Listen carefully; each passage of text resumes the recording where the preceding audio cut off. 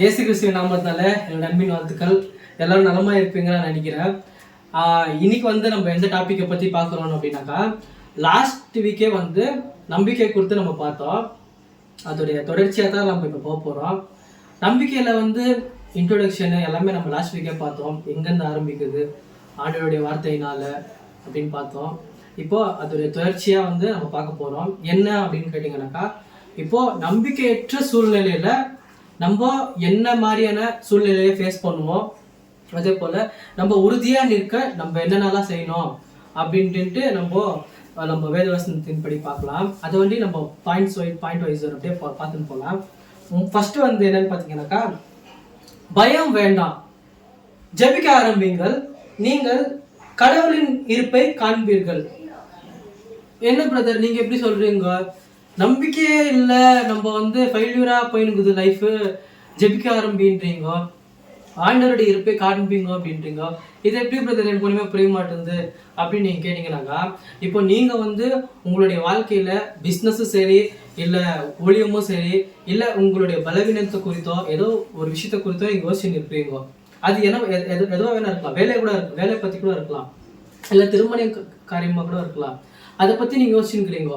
திருமணத்திற்கு காசு இல்லை, என் பலவீனம் வந்து இப்படி இருக்குது, வேலையை பார்த்தா நான் படிக்க கூட இல்லை, வேலை கிடைக்கும்ன்றீங்க. அதே போல் வந்து நிறைய விஷயம் இருக்குது. பிஸ்னஸ் பார்த்தா இங்கே எல்லாமே லாஸ்ட்டில் போயிருக்குது. என்ன பிரதர் நீங்கள் எப்படி சொல்கிறீங்க அப்படின்னு கேட்டிங்கன்னாக்கா, அந்த பலவீனத்து அந்த மாதிரி சுச்சுவேஷனில் வந்து நீங்கள் பயப்பட வேண்டாம், ஜெபிக்க ஆரம்பிங்கள், நீங்கள் வந்து கடவுளின் இருப்பை காண்பீர்கள். அதுக்கு என்ன வசனம் வந்து ஒரு பெஸ்ட் எக்ஸாம்பிள் நீங்கள் பார்த்தீங்கன்னாக்கா, தானியல் புஸ்தகம் 3ஆம் அதிகாரம் 28வது வசனத்துல ஷாத்ராக், மேஷாக், ஆபேத்நேகோ அப்படின்றவங்க வந்து நீங்க கேள்விப்பட்டிருப்பீங்க. அவங்க 3 பேரையும் வந்து நேபுகாத்நேச்சார் அப்படின்ற ஒரு ராஜா வந்து அவர் வந்து ஒரு கற்சிலையை வந்து தொழுது கொள்ளுங்கோ அப்படின்னு அவர் கட்டளை எடுக்கிறாரு. அதற்கு வந்து அவங்க என்ன சொல்றாங்கோ, அவங்களுடைய ரியாக்ஷன் என்ன, அதுதான் அங்கே ஹைலைட்டு. எதுக்குன்னாக்கா, அவங்க வந்து கற்சிலையில வந்து தொழுது கொள்ள மாட்டாங்க. நாங்கள் தொழுது கொள்ள மாட்டோம், என்னுடைய தேவனை தான் நாங்கள் தொழுது கொள்வோம் அப்படின்னு அழகா ஒரு வசனம் சொல்லுது. அது நீங்க அது படிக்கிற பாருங்க.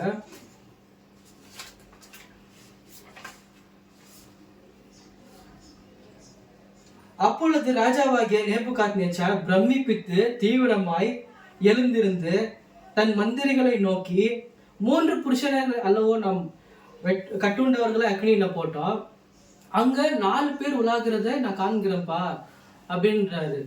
அது எப்படி பிரதர் நீங்க சாத்தியம்னு நீங்க கேட்டீங்கன்னாக்கா, கண்டிப்பா சாத்தியம். ஆண்டவர் வந்து உங்க கூட இருந்தாக்கா கண்டிப்பா சாத்தியம்.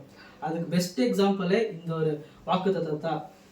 நீங்க வந்து உங்களுடைய சூழ்நிலையை குறித்தோ உங்களுடைய தேவைகளை குறித்தோ நீங்க எதுவா வேணா யோசிச்சுன்னு இருக்கலாம், எப்படி வேணா யோசிச்சுன்னு இருக்கலாம். ஆனா தேவன் வந்து உங்க கூட இருந்தா அவர்கள் எப்படிப்பட்ட வந்து ஒரு இதுவும் வந்து பார்க்க முடியாது. அது பெஸ்ட் எக்ஸாம்பிள் தான் நீங்க. ஆனா ஆண்டவர் வந்து உங்ககிட்ட சொல்றாரு, எந்த ஒரு சூழ்நிலையிலும் நீங்க ஜெபிக்க ஆரம்பித்தீங்கன்னாக்கா ஆண்டவருடைய பிரசன்ஸ், ஆண்டவருடைய இருப்பை வந்து நீங்க காண்பீர்கள். அதுதான் வசனம் சொல்லுது. அதற்கு அவன், இதோ 4 பேர் விடுதலையாகி அக்கினியின் நடுவிலே உலாகிறதை காண்கிறேன், அவர்களுக்கு ஒரு சேதமும் இல்லை, 4ஆம் ஆளின் சாயல் தேவ புத்திரனுக்கு ஒப்பா இருக்கிறது. நான் சொன்னேன் இல்லைங்களா, அந்த வசனம் வந்து தேவ புத்திரனுக்கு ஒப்பா இருக்குதுன்னா ஆண்டவர் வந்து உங்க கூட இருக்கிறாரு, இப்போ இருக்கிறாரு. நான் 100% சொல்றேன். இந்த வீடியோ நீங்க பார்த்துக்கிறீங்க, நான் 100% சொல்றேன். தேவன் வந்து இந்த வாக்குத்தத்தத்தின் மூலம் உங்ககிட்ட வந்து சேர்ந்துருக்கிறாரு. நீங்க வந்து விசுவாசிக்கணும். அது வந்து அதே போல் நேபுகாத்நேச்சாரே வசனிக்கிறார் என்னன்ட்டு, ஷாத்ராக், மேஷாக், ஆபேத்நேகோ என்பவர்களுடைய தேவனுக்கு ஸ்தோத்திரம், அவர்கள் தங்கள் தேவனை விட்டு வேறொரு தேவனை சேவித்து பணியாமல் அவரையே நம்பி ராஜாவின் கட்டளையை தள்ளி தங்கள் சரீரங்களை ஒப்பு கொடுத்ததினால் அவர் தமது தூதனை அனுப்பி தம்முடைய தாசரை விடுவித்தார் அப்படின்ட்டு வசனம் சொல்லுது. எவ்வளவு அழகா இருக்கு பாத்தீங்களா? அவரை நம்பி ராஜாவின் கட்டையை தள்ளுனால தான் இப்படி ஒரு அதிசயத்தை அவங்க அப்படி நடந்திருக்கு. அவங்க வந்து நேபுகாத்நேச்சார் சொன்ன உடனே சரி ஓகே நாங்கள் உங்களுடைய கட்சியிலே தொழுது கொள்கிறோம் அப்படின்னு சொல்லிட்டு இருந்தா இந்த மாதிரி ஒரு அற்புதம் நடந்திருக்குமாங்க? அவர் தம்முடைய தூதனை அனுப்பி அவர்களை விடுவிச்சிருப்பாரா? கண்டிப்பா இல்லை. ஏன்னா ஆண்டவர் சொல்றாரு, என்னை தவிர வேற ஒருவரே உனக்கு கடவுள் ஆண்டவர் இல்லை அப்படின்னு சொல்றாரு. நீங்க வந்து என்ன மாதிரி சூழ்நிலையிலும் ஆண்டவருக்காக நிக்கணும். அதுதான் முதலாவது. நீங்க பயப்பட வேண்டாம். என்ன செய்வாங்க, என்ன செஞ்சிட போறாங்க அப்படின்னு ஒரு மென்டாலிட்டி, அப்படி ஒரு ஆட்டிடியூட்ல நீங்க வாங்க. இல்ல, என் தேவன் வந்து என் கூட இருக்கிறாரு, தேவ வசனத்தின் மூலமா என் கூட இருக்கிறாருன்ட்டு நீங்க வந்து ஜெபிக்க ஆரம்பிங்க. ஜெபிக்க ஆரம்பிச்சாலே பிரச்சனை தன்னால நீங்கி விட்டுரும். எந்த மாதிரி பிரச்சனை இருந்தாலும் சரி, கண்டிப்பா நீங்கிடும். அதே போல வந்து நீங்க வந்து ஜெபிக்கும் போது வந்து ஒரு உறுதியா, நார்மலா ஜெபிக்காம ஒரு வார்த்தையை கொண்டு ஜெபியுங்கள். வார்த்தையை கொண்டு ஜெபிச்சா கண்டிப்பா அதுக்கு ஒரு பலன் இருக்கும். கடவுளுடைய வார்த்தையை படியுங்கள். அது உங்கள் வாழ்க்கையில எவ்வாறு பயன்படுத்துவது என்பதை அறியுங்கள். இது இரண்டாவது பாயிண்ட். முதலாவது பாயிண்ட் என்னன்னு கேட்டீங்கன்னா, பயப்பட வேண்டாம், தொடர்ந்து ஜெபியுங்கள், ஆண்டவருடைய இருப்பை நீங்க காண்பீர்கள். ஓகேங்களா? இரண்டாவது வந்து கடவுளின் வார்த்தையை உங்களுடைய வாழ்க்கையில எவ்வாறு செய்வது, எவ்வாறு வாக்குத்தத்தங்களை வந்து உங்க வாழ்க்கையில வந்து பயன்படுத்தி கொள்ளுங்க. எப்படி பிரதர் வாழ்க்கையில வந்து இப்போ இருக்கிற சுச்சுவேஷனை பார்த்தாக்கா, இப்போ கடன் பிரச்சனை நிறையா இருக்கு, எப்பவுமே தோல்விகள் கஷ்டங்கள் அந்த மாதிரி தான் இருக்கு, அந்த மாதிரி தான் இருக்கும். ஆனா ஆண்டவருடைய வசனத்தை வந்து தியானிங்க. ஆண்டவர் வந்து உங்களுக்கு என்ன வாக்குத்தத்தத்தை தந்தாரோ அது கண்டிப்பா நடக்கும். அதுக்கு அவர் மனிதன் அல்ல, தேவன். ஆண்டவர் வந்து உங்களுக்கு ஒரு வாக்குத்தத்தத்தை தந்தாருன்னா அது வந்து நம்மளுடைய லைஃப்ல நம்மள அப்ளை பண்ணிக்கணும் எப்பவுமே, அவ்வளவுதான். அதுக்கு ஒரு பெஸ்ட் எக்ஸாம்பிள் வந்து ரோமர் 15ஆம் அதிகாரம் 4வது வசனத்துல, தேவ வசனத்தினால் உண்டாக்கும் பொறுமையினாலும் ஆறுதலினாலும் நாம் நம்பிக்கை உள்ளவர்களாக இருக்கும்படி முன்பு எழுதியிருக்கவைகள் எல்லாம் நமக்கு போதனையாக எழுதியிருக்கிறது. எவ்வளவு அருமையா இருக்கு பாத்தீங்களா? நம்ம வந்து நம்பிக்கையில நிலையா நிற்கணும். நம்ம வந்து எப்பவுமே ஒரு பொறுமையோட ஒரு ஆறுதலோட தான் இருக்கணும் ஆண்டவருடைய வசனத்தின் மூலமா. அதை வந்து நம்மளுடைய வாழ்க்கையில பயன்படுத்தி கொள்ளணும். ஆண்டவர் வந்து என்ன 1000 மடங்கு ஆசீர்வதிப்பாருன்னு சொல்லியிருக்கிறாரு. அதே போலதான் என்ன ஆசீர்வதிக்குவாருன்னு நீங்க விசுவாசிக்கணும். ஆண்டவர் வந்து நீங்கள் கடன் கொடுப்பாய், கடன் வாங்காமல் இருப்பாய் என்று ஆண்டவர் சொல்லிக்கிறாரு. அதே போலதான் நம்ம நம்மளுடைய வாழ்க்கைக்கு அப்ளை பண்ணிக்கணும். ஆண்டவர் வந்து இப்படி சொல்லியிருக்காரு, நம்ம கண்டிப்பா வந்து கடன் வாங்கக்கூடாது, கடன் நம்ம கொடுக்கறது போல நம்ம மாறணும். அந்த மாதிரி ஜெபிக்க ஆரம்பிங்க. ஆண்டவர் வந்து உங்க கூட தான் எப்பவுமே இருப்பாரு. உங்களுடைய ஜெபத்தை தான் கேட்டுட்டு கொண்டு இருப்பாரு. தேவவசனத்தை வந்து நம்மளுடைய வாழ்க்கையில அப்ளை பண்ணிக்கணும். இன்னும் சில பேரெல்லாம் எப்படி நம்புவாங்கன்னா, ஒரு ஃபிலமோ இல்லை ஒரு சாங்கோ, அந்த சாங் வந்து அப்படியே ஒரு ஒரு பஸ் வாங்கிடுவாரு. ஒரு பஸ் வாங்கிட்டு கொஞ்ச நேரத்திலேயே 10-15 பஸ் வாங்கிட்டு போவாரு. அது எப்படின்னு கூட நம்மளுக்கே ஷாக்கிங்கா இருக்கும். இன்னும் சில பேர் நீங்க பாத்தீங்கன்னாக்கா, ஒரு சின்னதா ஒரு மாடு வாங்கி ஒரு பிசினஸ் ஆரம்பிக்குவாரு. அது வந்து கொஞ்ச நேரத்துல பார்த்தா எல்லாம் பெரிய பெரிய காரு, பங்களா அந்த மாதிரி வாங்கி செட்டில் ஆயிடுவாங்க. இதெல்லாம் ஃபிலிம்ல தான் நடக்கும். ஆனா கண்டிப்பா ரியல் லைஃப்ல நடக்காதுங்க. ஆண்டவருடைய வசனம் தான் நம்மளுக்கு எப்பவுமே ஒரு பலத்தை கொடுக்கும். நம்ம வந்து நம்பிக்கையற்ற நேரத்துல சில பேர்லாம் எப்படின்னாக்கா, நான் சொன்னது போல அதுதான் பெஸ்ட் எக்ஸாம்பிள். ஒரு ஃபிலிமு இல்லை ஒரு ஃபிலிம் ஆக்டரு இல்லை ஒரு ஃபிலிம் ஒரு சாங்கு அப்படியே கேட்ட உடனே ஒரு ஒரு புது பலன், ஒரு புது உற்சாகம் வந்துடும் அவங்களுக்கு. அதான் நான் சொன்னேனே, ஒரு பஸ் ஓட்டிட்டு இருப்பாரு, இன்னும் கொஞ்ச நேரம் பார்த்தாக்கா ஒரு 10 பஸ் போன ஆயிட்டுக்குவாரு. அந்த மாதிரி இல்லை ஒரு பால் வித்துக்குவாரு, கொஞ்ச நேரத்துல பார்த்தா அப்படியே பெரிய தொழிலதிபர் ஆயிட்டு இருப்பாரு. அவர் போய் டைலாக்லாம் சொன்ன உடனே இவங்களுக்கு அந்த படத்தை பார்க்குறவங்களுக்கோ இல்லை அந்த சாங்கை பார்க்குறவங்களுக்கோ ஒரு பெரிய ஒரு இது வந்துட்டு இருக்கோம். அப்படியெல்லாம் இல்லைங்க. ஆண்டவருடைய வசனத்தை கேட்டீங்கன்னா தான் ஆறுதலும் சரி, பொறுமையும் சரி, மனப்பக்குவமும் சரி, எதுவாக இருந்தாலும் உண்டாகும். ஆண்டவர் வந்து உங்களுக்கு வாக்குறுதி கொடுத்துருக்காருங்க, 1000 மடங்கு நான் ஆசீர்வதிப்பேன், ஆபிரகாமை போல் ஆசீர்வதிப்பேன் அப்படின்னு வாக்குறுதி கொடுத்துருக்காரா? ஆண்டவர் கண்டிப்பா உங்களை ஆசீர்வதிப்பாரு. நீங்க வந்து எப்பவும் வந்து இந்த பண தேவைகள் குறித்தோ எதை பத்தியோ நீங்க கவலைப்பட வேண்டாம். ஏன்னா ஆண்டவருக்கு வந்து இதெல்லாம் உங்களுக்கு ஃபர்ஸ்டே தேவைன்ட்டு ஆண்டவருக்கு தெரியுங்க. ஏன்னா ஆண்டவர் வந்து நம்மளை படைக்கும் போது முதல்ல நம்மளை படைச்சு உலகத்தையும் இல்லை செடி கொடி மரங்கள் பிராணிகள் எல்லாத்தையும் படிக்கல, அதெல்லாத்தையும் படைச்சிட்டு தான் நம்மள படிச்சாரு. இதை நீங்க புரிஞ்சுக்கணும். உங்களுக்கு என்ன தேவைகள் இருக்கோ அதெல்லாம் முன்கூட்டியே உங்களுக்கு ரெடி பண்ணி வச்சுட்டு தான் உங்களை படிச்சிருக்கிறாரு நீங்க உணர்ந்துக்கோங்க. உங்களுடைய ஆசீர்வாதத்தை கேட்டு பெற்றுக்கொள்ளணும் நீங்க தான். ஏன்னா ஆண்டவர் வந்து உங்களுக்காக எல்லாத்தையும் செஞ்சு முடிச்சாச்சுங்க சிலுவையில. நீங்க உங்களுடைய விசுவாசத்தினாலோ உங்களுடைய நம்பிக்கையினாலோ உங்களுடைய வாக்குத்தத்தத்தினால தான் நீங்க அதை விசுவாசிக்க முடியும். விசுவாசிச்சுட்டு நீங்க இப்ப நான் எப்படி சொல்லணும், அந்த வாக்குத்தத்தத்தை வந்து வாழ்க்கையில அப்ளை பண்ணிக்கிட்டு தினந்தோறும் ஜெபிங்க, தினந்தோறும் வேதத்தை வாசிங்க. ஆண்டவர் வந்து எனக்கு இப்படி வாக்குத்தத்தத்தை தந்திருக்காரு. ஆண்டவர் வந்து வாக்கு மாறாதவர், அவர் பொய் சொல்றதுக்கு மனிதன் அல்ல, தேவன். தேவன் வாக்கு தந்தாக்கா கண்டிப்பா அது நடக்கும். இதை நீங்க விசுவாசிங்க. அடுத்தது வந்து என்னன்னாக்கா, சரி பிரதர் எல்லாமே எங்களுக்கு ஓகே தான், நம்புன்றீங்கோ விசுவாசின்றீங்கோ, ஓகே. ஆண்டவர் வந்து வாக்குத்தத்தை தந்திருக்காரு, கண்டிப்பா வாக்கு நிறைவேற்றுவாரு. ஆண்டவர் வந்து எல்லாமே செய்யறாரு, எனக்கான திட்டம் என்ன, நெக்ஸ்ட் என்னப்பா, சரிப்பா நாங்க நம்புறோம், நாங்க நம்பி ஏசப்பாவை நம்புறோம், ஆண்டவருடைய வாக்குத்தத்தை தான் நம்புறோம், ஏசப்பாவை நம்புறோம், துதிக்கிறோம், அவர் வந்து எல்லாமே செய்யறோம்.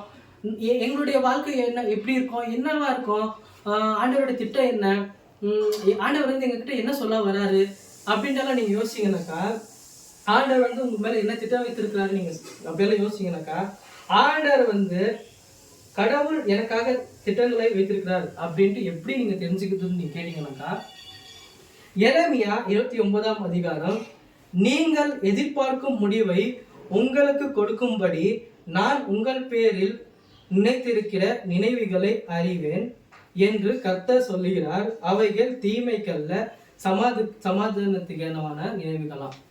ஆண்டவர் வந்து என்ன சொல்றாருனாக்கா, நீங்க வந்து உங்களுடைய நீங்க எதிர்பார்த்திருக்கிறீங்க. இப்போ நம்ம ஆண்டவர் மேல நீங்க நம்பிக்கை வைத்திருக்கிறீங்க இல்லையா, அந்த நம்பிக்கை பற்றி நீங்க ஒரு எக்ஸ்பெக்டேஷன், ஒரு எதிர்பார்ப்பை நீங்க வைத்திருக்கிறீங்க.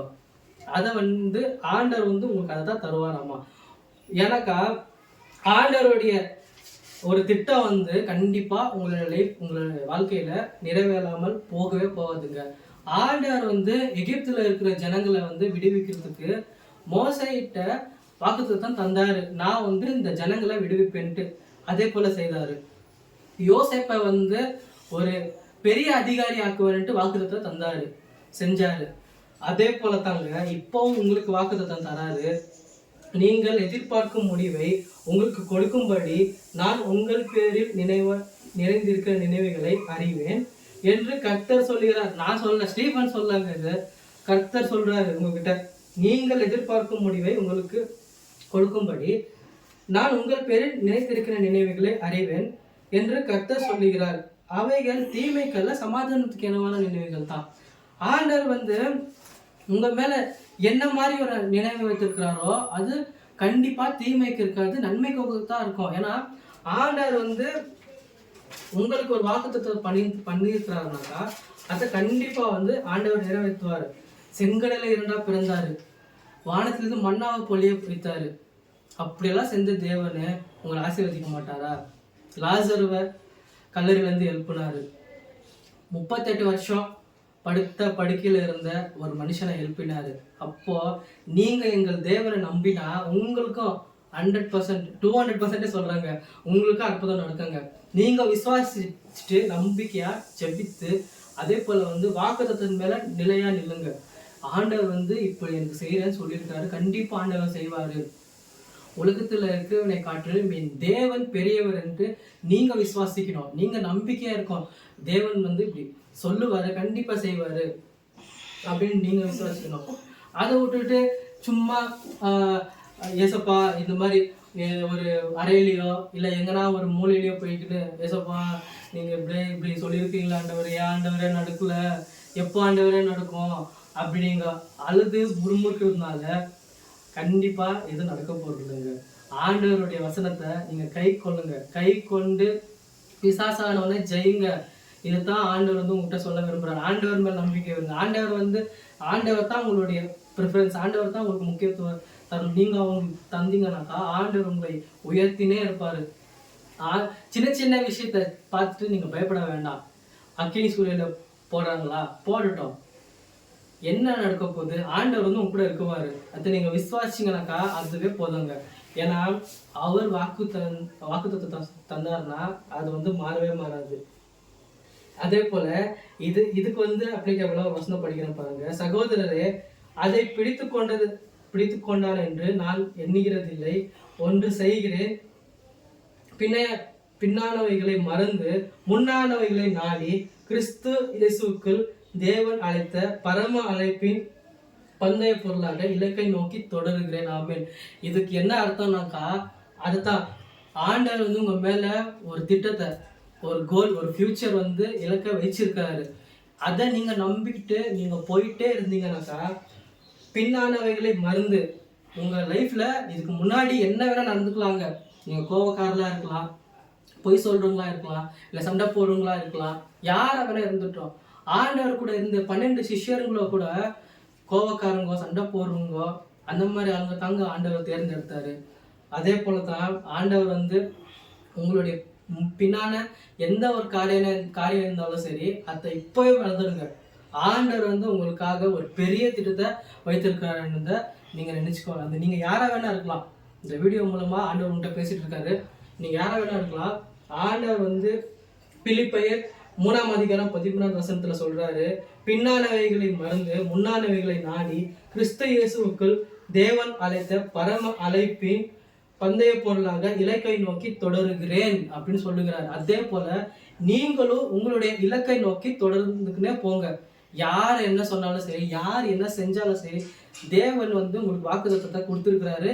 அந்த வாக்குத்தத்தத்தை வச்சு நீங்க போயின்னே இருங்க. என்ன நடந்தாலும் ஆண்டவரை துதிச்சுட்டுங்க இருங்க. உங்களை வந்து யாரும் உங்கள் மேல கையை வைக்கிறவன் தேவனுடைய கண்மணியை பிடுங்கலாம் அப்படின்னு தேவவசனம் சொல்லுது. அப்படி இருக்கும்போது ஆண்டவர் வந்து உங்க மேல கை வைக்க விடவே மாட்டார். நீங்க ஊழியர் செய்வங்களா இருந்தாலும் சரி, நீங்க பிசினஸ் செய்வங்களா இருந்தாலும் சரி, என்ன மாதிரி காரியமா இருந்தாலும் சரி, டாக்டர் சொல்லியிருக்கலாம் உங்களுக்கு கேன்சல்ப்பா இயேசுவின் நாமத்தால, அது கேன்சல் ஆகும், இப்பவே கேன்சல் ஆகும். உங்களுக்கு வேற ஏதோ வியாதியா இருந்தா கூட ஆண்டவர் வந்து உங்களுக்கு இப்பவே சொஸ்தமாக்குவார். நீங்க அதை நம்புனா இப்பவே ஒரு அதிசயத்தை நீங்க காண்பீங்க. ஆண்டவர் வந்து எவ்வளவு பெரிய அற்புதத்தை, எவ்வளவு பெரிய அடையாளத்தை செய்வாருன்னாக்கா, சின்ன ஒரு எக்ஸாம்பிள் சொல்றேன். எரேமியா 32வது அதிகாரத்தை நீங்க வீட்டுல இருக்கும்போது வாசிச்சு பாருங்க. அதுல வந்து என்னன்னாக்கா, எரேமியா தீர்க்கதரிசி வந்து அந்த ஊர்ல இருக்கிற எல்லாருக்கும் போய் சொல்றாரு இந்த மாதிரி தீர்க்க தரிசனத்தை. இப்போ வந்து ஆண்டவருடைய கிருபையினால புதிய ஏற்பாட்டுல வந்து நம்ம ஊழியத்தினாலேயோ பாஸ்டர் மூலியமாவோ வசனத்தின் மூலியமாவோ ஆண்டவர் உங்ககிட்ட பேசுறாரு. ஆனா அப்போல்லாம் பழைய ஏற்பாடு காலத்துல வந்து ஒரு விஷயத்த வந்து சொல்லணும்னாக்கா ஆண்டவர் வந்து தீர்க்க தரிசிக்கிட்ட தான் பேசுவாரு. நீ இந்த ஊருக்கு போய் சொல்லு, யோனாக்கிட்ட சொன்னது போல, மோசேக்கிட்ட சொன்னது போல எரேமியாக்கிட்ட சொன்னாரு. அதே மாதிரி தான் எரேமியா போய் அங்க போய் சொல்லி இருக்கிறாரு அந்த ஊருக்கு. அவங்க சொல்லிட்டு இருக்கும் போது என்ன ஆச்சுனாக்கா, எரேமியாவை கூட்டு போய் ஜெயில போட்டாங்க. இந்த ஸ்டோரி நீங்க கேட்டீங்கன்னாக்கா உங்களுக்கு அப்படி ஒரு உற்சாகத்தையோ ஒரு பெரிய ஒரு இதையும் கொடுக்கும்.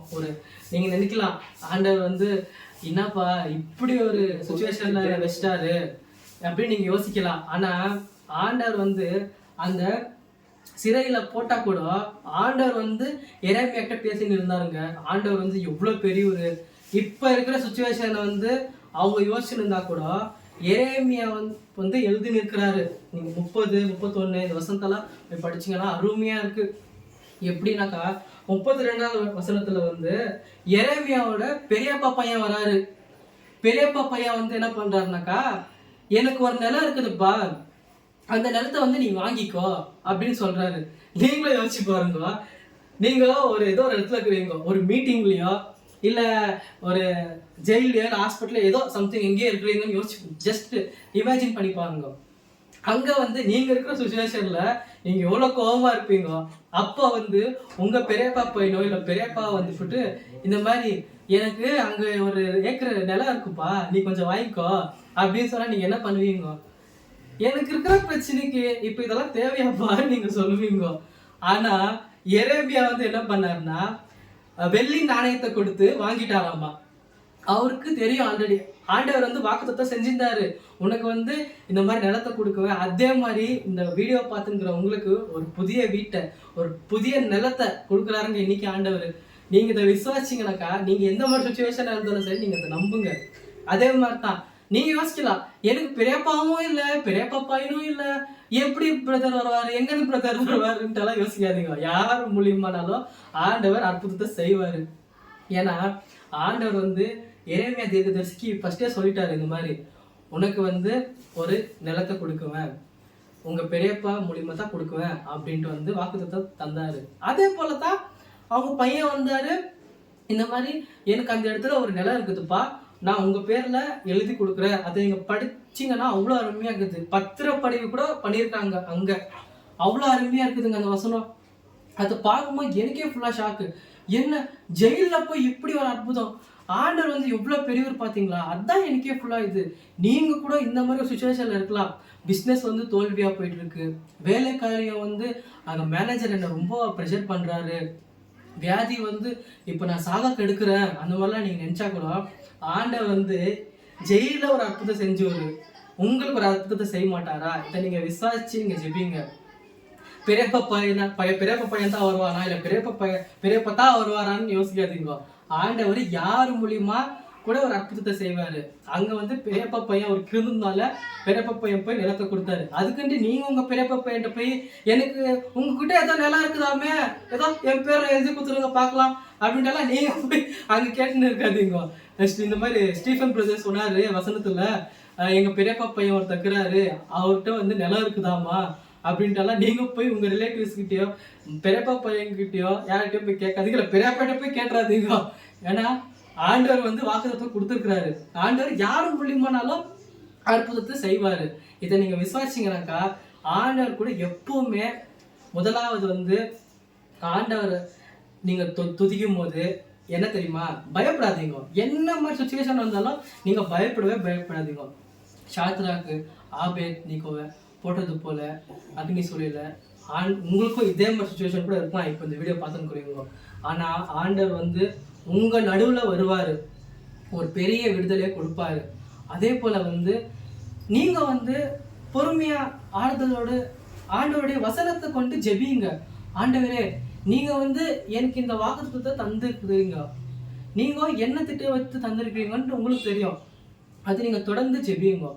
லாஸ்டா பாத்தீங்கன்னாக்கா ஆண்டவர் வந்து உங்க மேல ஒரு திட்டத்தை வைத்திருக்கிறாங்க. அதான் நீங்கள் எதிர்பார்க்கும் முடிவை வந்து ஆண்டவர் வந்து உங்களுக்கு தருவாராம். அந்த வசனம் எவ்வளவு அழகா இருக்குனாக்கா அது வந்து நீங்க போய் படிச்சீங்கன்னா இன்னும் உங்களுக்கு கிளீனா புரிஞ்சிடும். எரேமியா புஸ்தகம்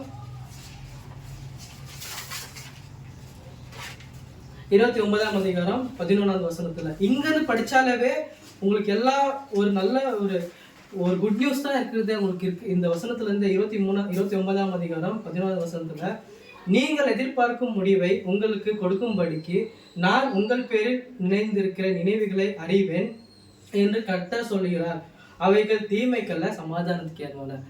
என்ன மாதிரி ஒரு சுச்சுவேஷனா கூட நீங்க இருப்பாங்க, ஆனா என் ஆண்டவர் சொல்றாரு நீங்கள் எதிர்பார்க்கும் முடிவை உங்களுக்கு கொடுக்கும்படி உங்கள் பேரில் நினையா இருக்கிறாராமா. அப்போ நீங்க கூட இப்போ நீங்க ஒரு சிறையிருப்புலையோ இல்லை ஹாஸ்பிட்டல்லையோ எங்கே இருந்தால் கூட ஆண்டவர் வந்து இப்போ உங்களுக்கு வாக்குத்தத்தத்தை தந்திருக்கிறாரு.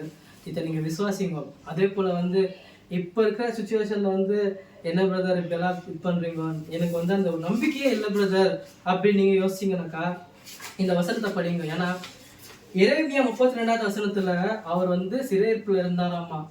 நீங்களே யோசிச்சு பாருங்களேன், இப்போ நீங்க வந்து ஒரு ஹாஸ்பிட்டல்லையோ ஒரு சிறையிலையோ எங்கேயோ இல்லை ஸ்கூல்லையோ இல்லை காலேஜ்லையோ இல்லை வேலை மேலேயோ ரொம்ப பிஸியா இருக்கிறீங்க. அப்போ வந்து உங்ககிட்ட வந்து இப்படி சொல்றாங்க, யாரோ ஒரு ரிலேட்டிவா வந்து இப்படி சொல்றாங்கன்னு நினச்சிக்கோங்க, உங்களுக்கு வந்து அங்கே ஒரு நிலத்தை நாங்கள் பார்த்துருக்குறோம், வாங்க போய் ரெஜிஸ்ட்ரேஷன் பண்ணி வந்துடலாம் அப்படின்னா நீங்க என்ன செய்வீங்க? சம்மக்கவாயிடுவீங்க இல்லையா? ஆனா ஆண்டவர் வந்து உங்களுக்கு வந்து இந்த வாக்குத்தத்தத்தை தராரு. உங்களுடைய சிறையிருப்பு எல்லாத்தையும் மாத்திட்டு ஆண்டவர் வந்து உங்களுக்கான ஒரு பெரிய திட்டத்தை வச்சிருக்கிறாரு.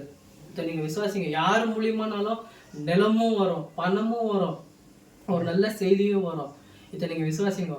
அப்புறம் ஒரு நெகட்டிவா இருக்கிற ஒரு கமெண்ட்ஸ், நெகட்டிவா இருக்கிற ஒரு தாட்ஸை வந்து கண்டிப்பா இது பண்ணுங்க. இப்போ ஃபார் எக்ஸாம்பிள் நீங்க வந்து ஒரு ஐசியூல இருப்பீங்க, ஐசியூல இல்லை நானே ஐசியூல இருக்கிறேன்னு நினச்சிக்கோங்க. அப்போ வந்து எனக்கு வந்து என்ன வேணுமா இருக்குன்னா ஒரு அன்பா இருக்கிற ஒரு வார்த்தையோ ஆறுதலா இருக்கிற ஒரு வார்த்தையோ இருக்கா? அப்போ நானே ஒரு ஐசியூல இருக்கும்போது ஐயோ என்னப்பா உனக்கு இப்படி ஆயிடுச்சு, ஐயோ நீ செத்துருவ போறப்பா, ஐயோ ஐயோ இப்படியெல்லாம் பண்ணாக்கா அது இருக்கிற ஹோப் கூட இருக்கிற நம்பிக்கை கூட போயிடும். ஐயோ அப்போ உன் பிள்ளைகளுக்கு எதோ ஆயிடுச்சா அப்படின்னு யோசிப்பீங்க. அப்படியெல்லாம் வேண்டாங்க. அப்படி இருக்கிற தாட்ஸ் கூட நீக்கி போட்டுருங்க. ஆண்டவர் வந்து நீங்கள் எதிர்பார்க்கும் முடிவை தரேன்னு சொல்லியிருக்கிறாரு. கண்டிப்பா தருவாரு. ஆண்டவர் மேல எப்பவுமே நம்பிக்கையா இருங்க. ஆண்டவர் வந்து உங்க இலக்கா இருக்கணும். ஆண்டவர் வந்து உங்க மேல ஒரு திட்டத்தை வைத்திருக்காங்க. அதை ஒண்டி நீங்க மைண்ட்ல வச்சுக்கோங்க. இதை நீங்க விசுவாசிங்கனாக்கா ஆமென் டைப் பண்ணி நம்ம சேனலை சப்ஸ்கிரைப் பண்ணிடுங்க. தேங்க்யூ ஸோ மச் ஃபார் வாட்சிங். God bless you.